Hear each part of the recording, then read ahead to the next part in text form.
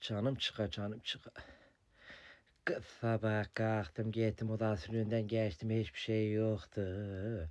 Kız baktım ay gibi paraylı olmuş Nur Nemet.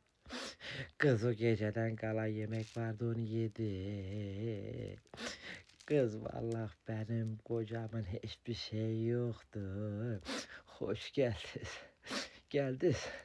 He, hoş geldiniz. Biz siz ektiktiniz zaten. Mostura. Kız bu karıdan da hiç kar kokusu gelmiyor. Vallahi. Hele gözlere gözler Allah'ın sevsin. Neyle hoşsun. Densiz. Ama bu karı konuştu mu ses bana ile harap geliyor. Ele harap geliyor. Vallahi.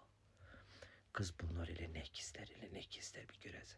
Kız ben bu yaştan sonra kaldım yalavuz.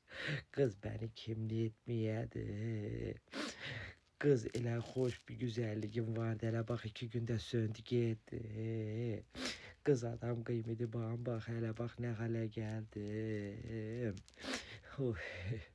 Hele hareketleri Allah'ın sevsen. El üstünün başını yırtı yani ki ben üzülüm kız yok ha. Ne üzülmesi? Ne üzülmesi ana? Eğer o içinden hop hop hoplam ise ben en diyeyim. Valla. Hop hop hopli da. Damloğu. Hele. 3 tane de adam lazım ki bunu kaldıra yendire. Valla. Oy anam vay anam. Canım çıka canım.